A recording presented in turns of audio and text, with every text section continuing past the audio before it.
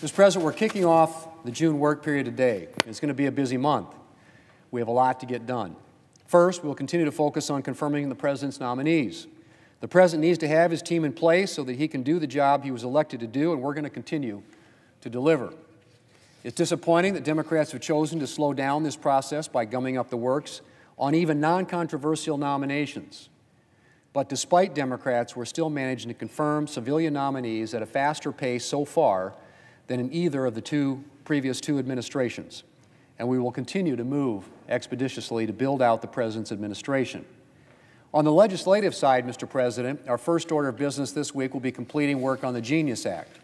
This bipartisan legislation will finally create a clear regulatory framework for stablecoins, a framework that will protect consumers and our national security while helping to keep the United States at the forefront of financial innovation.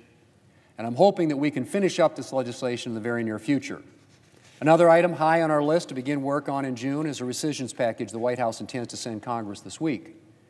The administration has identified a number of wasteful uses of taxpayer dollars, and we will be taking up this package and eliminating this waste.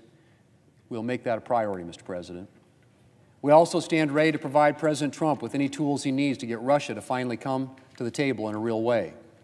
President Trump has invested considerable time in working to end the bloodshed in Ukraine, but Vladimir Putin appears more interested in prolonging the war than in pursuing peace.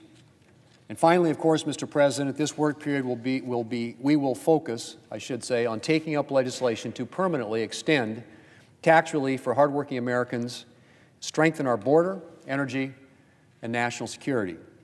The tax relief that Republicans passed in 2017, tax relief that poured more money in the pockets of working Americans, is set to expire at the end of this year.